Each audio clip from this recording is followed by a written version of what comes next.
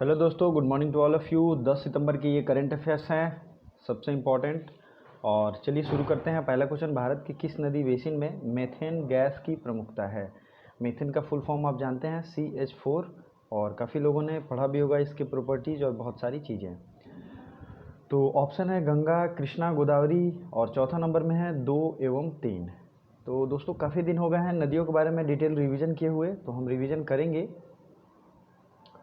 और ये कृष्णा और गोदावरी का जो बेसिन है, बेसिन का मतलब होता है कोई नदी अगर ऐसे बहती है तो इसका पूरा टेरिटरी अंदर जहाँ ये कवर अप करती है उसको बेसिन की तौर पे आप मान सकते हैं। तो वो इलाका जो है वो है मीथेन गैस के रूप में जानी जाती है। ठीक है, अब जो नेक्स्ट फैक्ट आपको ध्यान रखना है कि नदियों से रिलेटेड जो जो क्वेश्चन एग्जाम में आपके पूछे गए हैं उसको आओ एक बार रिवीजन कर लेते हैं।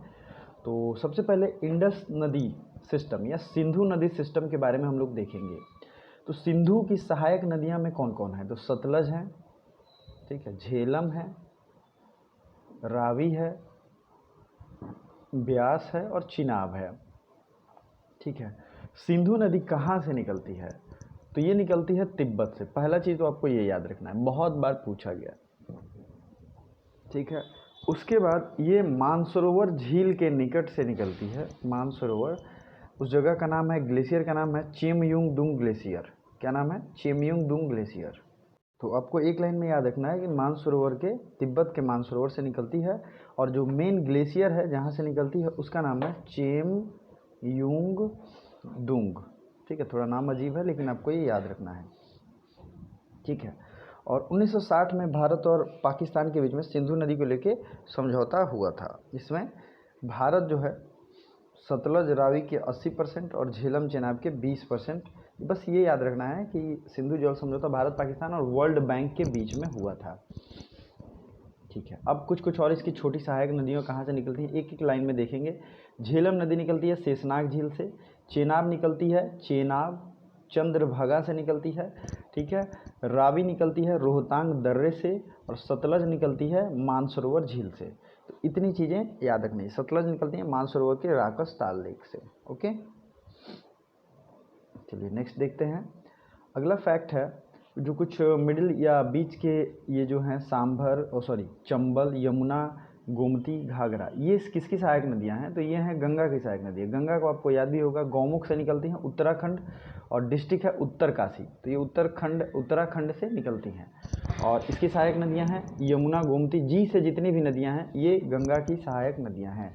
तो इसके विषय में आपको ज़्यादा याद नहीं। जैसे यमुना निकलती है यमुनोत्री ग्लेशियर से, ये सबको पता है। ठीक है, अब आपको यहाँ नर्मदा और ताप्ती दिख रहा होगा, तो ये थोड़ा सा लेक्चर बड़ा हो सकता है क्योंकि इसमें मैं बहुत सारे फैक्ट्स आपको ऑटोमेटिक डिवीजन कराऊंगा। नर्मदा और ताप्ती जो हैं ये निकलती हैं, नर्मदा निकलती हैं अमरकंटक से, और ताप्ती ये दोनों भ्रंश घाटी बनाती हैं। मतलब ये डेल्टा नहीं बनाती हैं, क्या बनाती हैं? भ्रंश घाटी। ठीक है, तो नर्मदा और ताप्ती ये याद रखना है आपको। नर्मदा कहाँ से निकलती है मैंने आपको बताया। तो कृष्णा निकलती है, कृष्णा महाबालेश्वर से निकलती है। यहाँ पे कृष्णा और गोदावरी की बात ही हुई थी। ठीक है, कृष्णा निकलती है महाबालेश्वर कर्नाटका से। कावेरी निकलती है कुर्ग डिस्ट्रिक्ट कर्नाटका से। सॉरी, मैंने कृष्णा को बोल दिया। कृष्णा निकलती है महाबालेश्वर महाराष्ट्र से, और कावेरी निकलती है कुर्ग कर्नाटका से। ठीक है, ये दोनों चीज़ें आपको याद रखनी है। तो आई होप आपको ये पॉइंट्स और डिटेल एनालिसिस अच्छे लगते होंगे रिवीजन के साथ। अगला क्वेश्चन देखते हैं, हाल ही में अंतर्राष्ट्रीय साक्षरता दिवस कब मनाया गया? इंटरनेशनल लिटरेसी डे ये मनाया गया 8 सितंबर को। और इस कल ही मैंने साक्षरता और अलग अलग दिन के जितने भी इम्पोर्टेंट डेज थे उन सबको आपको रिवाइज़ कराया था।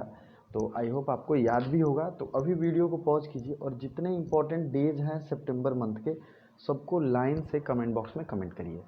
चलिए अगला देखते हैं, हाल ही में आर मसाकुई को ये किस देश में भारत का उच्चायुक्त नियुक्त किया गया है?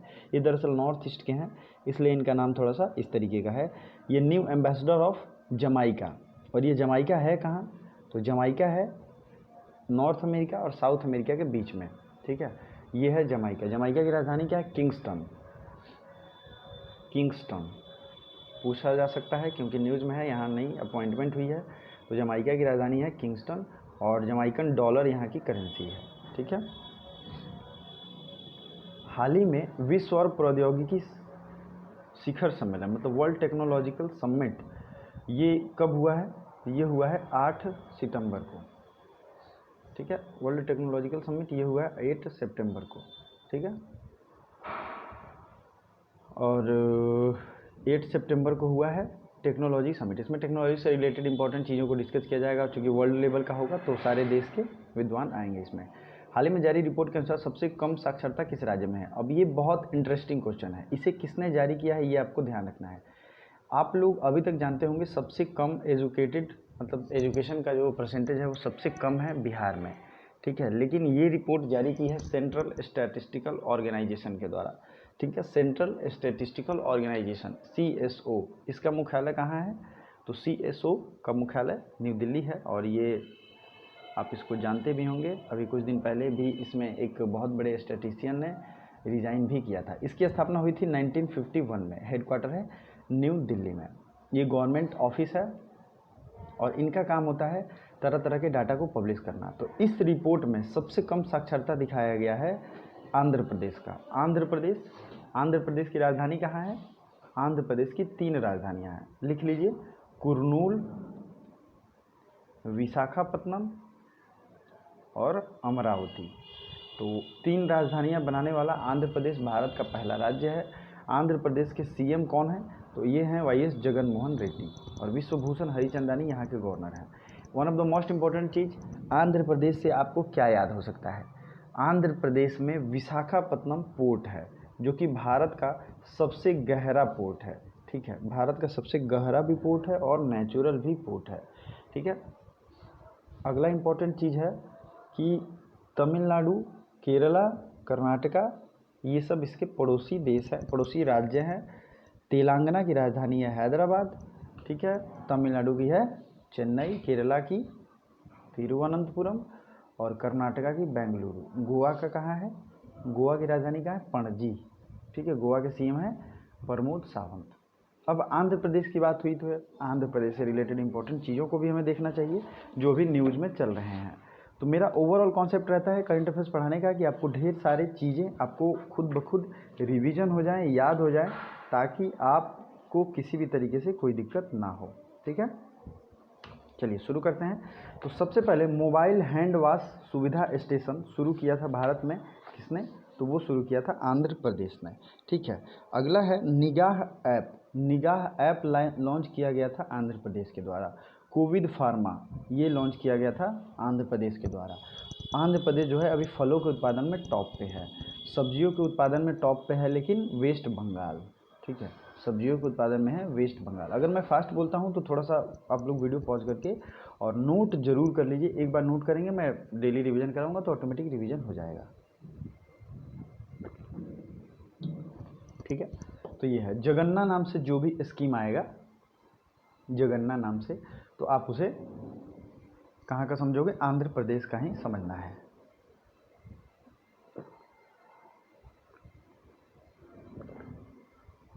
चलिए नेक्स्ट क्वेश्चन की तरफ बढ़ते हैं। हाल ही में कोविड-19 विजय रथ का शुभारंभ कहाँ हुआ है?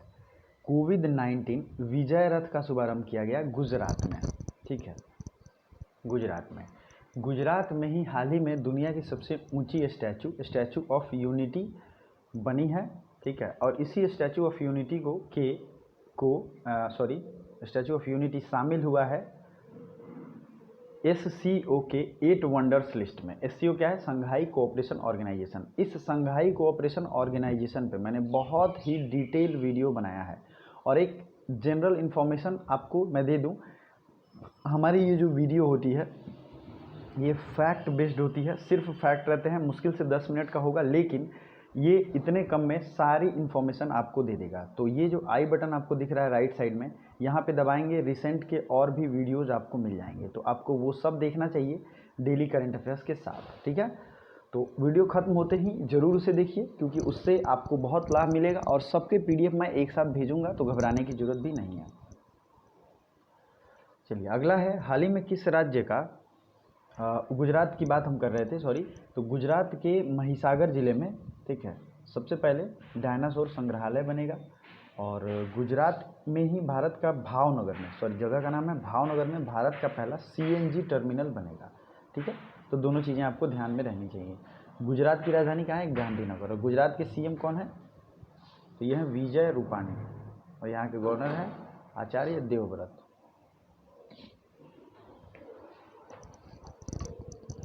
ठीक है, अब बात करते हैं गुजरात के नेशनल पार्क्स की, क्योंकि बहुत दिन हो गए हैं आपने रिवीजन नहीं किया है।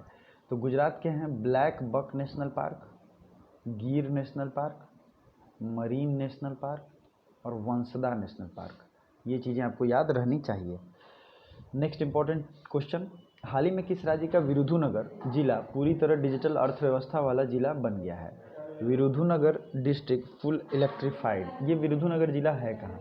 तो ये है तमिलनाडु। और तमिलनाडु के और भी ज़िले न्यूज़ में चल रहे हैं, जैसे कि तमिलनाडु का एक थेनी डिस्ट्रिक्ट है, थेनी डिस्ट्रिक्ट, यहाँ पे ऑब्जर्वेटरी बनाया गया था रिसेंट में। दूसरा है तमिलनाडु के ही एक डिस्ट्रिक्ट में इसरो का तीसरा लॉन्च पैड बनने जा रहा है। तो क्वेश्चन आएगा कि इसरो का तीसरा लॉन्च पैड कहाँ बनेगा? तो तमिलनाडु में बनेगा।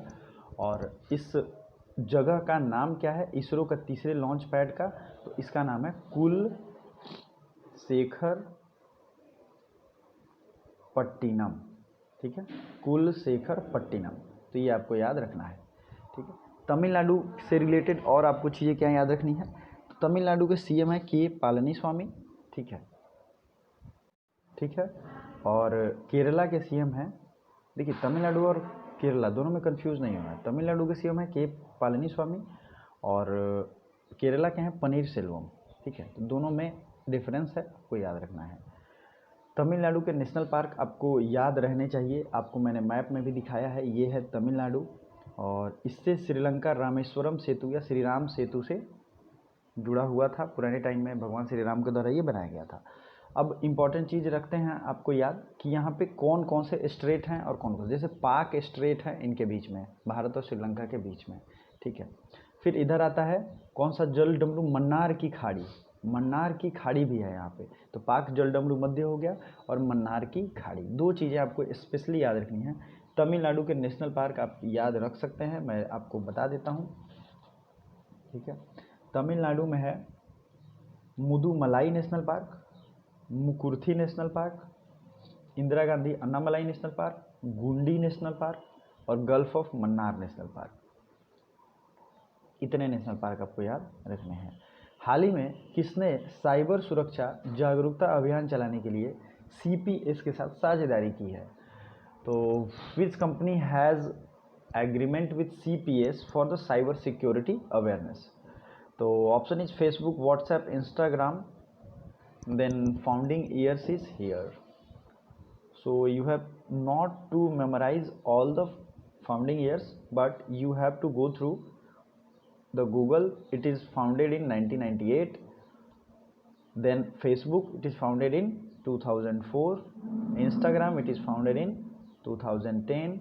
And WhatsApp, it is founded in 2009. ठीक है, तो you have to take it very serially, just like first of all 2004 Facebook, then after 2005 YouTube, then after WhatsApp 2009 and ultimately 2010 Instagram, which you must use। और Instagram और Facebook और Telegram सबकी ID description में मौजूद है, तो आप वहाँ से जाके फॉलो कर सकते हैं। इन तीनों की ID मैंने डाल दी है डिस्क्रिप्शन में, आपको विजिट करना चाहिए। टेलीग्राम जरूर ज्वाइन करो, क्योंकि वहाँ पे सारे PDF एक साथ मैं भेजता हूँ, और इम्पॉर्टेंट लिंक्स भी, बहुत सारे वीडियोज़ आपसे छूट जाते हैं तो वो लिंक्स भी मैं वहाँ शेयर करता रहता हूँ। ठीक है, तो ये आपको याद करना है। गूगल सबसे ज़्यादा बार पूछा गया है, फिर व्हाट्सएप पूछा जा रहा है रिसेंट के एग्जाम्स में। 2010 में इंस्टाग्राम की स्थापना हुई थी, फेसबुक 2004 में। ठीक है, माइक्रोसॉफ्ट की स्थापना हुई थी 1975 में, ये ज़रूर पूछा जाता है कई सारे एग्जाम्स में। और बात करें अगर ट्विटर की, तो ट्विटर की जाती है 2006 में। इट मीन्स 2004 फेसबुक, 2005 यूट्यूब और 2006 ट्विटर, 2009 व्हाट्सएप और 2010 क्या है? 2010 इंस्टाग्राम। तो इस तरीके से अगर आप लिंक करके नोट कर लोगे आपको याद हो जाएगा। चलिए अगला है the state of young child in India report, जारी की गई है। The state of young child in India report ये जारी की गई है M वेंकैया नायडू, और एम वेंकैया नायडू ये हमारे भारत के क्या हैं अभी, उपराष्ट्रपति हैं। और उपराष्ट्रपति का काम क्या होता है, ठीक है। तो उपराष्ट्रपति जो होता है, he is the ex officio chairman of Rajya Sabha. तो ये आपको पता होना चाहिए, इसलिए वो राज्यसभा के सभापति होते हैं। जो भी हमारे उपराष्ट्रपति होंगे वो राज्यसभा के सभापति होते हैं। राज्यसभा का गठन कैसे होता है, 250 मेंबर होते हैं। हर तीसरे साल मतलब 1/3 जो मेंबर हैं वो फिर से इलेक्ट किए जाते हैं। ओके, ये है राज्यसभा के बारे में। राज्यसभा के जो 12 मेंबर होते हैं वो राष्ट्रपति के द्वारा चुने जाते हैं। राष्ट्रपति चुनते हैं कला, साहित्य, विज्ञान, प्रौद्योगिकी, इन सब क्षेत्रों से, art, culture, art and craft, इन सब क्षेत्रों से इन्हें चूज करते हैं, ठीक है। ये सब नॉर्मल चीज़ें। हाल ही में G20 शिक्षा मंत्रियों की बैठक की अध्यक्षता किसने की, G20 एजुकेशन मिनिस्टर मीटिंग। तो सऊदी अरेबिया का मैप मैंने कल भी दिखाया था और मैं डेली हर दूसरे दिन दिखाई देता हूँ। तो आज मैं मैप नहीं दिखाऊंगा, लेकिन सऊदी अरेबिया के बारे में सारी चीज़ें आपको याद होनी चाहिए। सऊदी अरेबिया पहला ऐसा देश है जिसने G20 की बैठक को ऑर्गेनाइज किया है। मतलब पहला ऐसा मुस्लिम कंट्री है जिसने G20 की बैठक को ऑर्गेनाइज किया है, ठीक है। अब आपको क्या याद रखना है, G20 जो है ये एक इंटरनेशनल ग्रुपिंग है, इसमें इंडिया मेंबर है। ओके, अब देखिए इसके अभी के लीडर हैं, अब सलमान इनका नाम है G20 के, क्योंकि इन्होंने इसको लीड किया है। इसकी स्थापना हुई थी 1999 में। आपको ये याद रखना है, जिस तरीके से WTO की स्थापना हुई थी, वर्ल्ड ट्रेड ऑर्गेनाइजेशन, उसकी स्थापना कभी थी 1995 में। IMF और वर्ल्ड बैंक, IMF की स्थापना हुई थी 1945 में और वर्ल्ड बैंक की स्थापना हुई थी 1944 में, ठीक है। तो वर्ल्ड बैंक और IMF दोनों आपको याद होना चाहिए, ठीक है। यूनेस्को, यूनिसेफ, इन सब का भी याद होना चाहिए। लेकिन उससे पहले G7 भी एक ग्रुप है, G7 की स्थापना कब हुई थी, तो ये हुई थी 1975 में।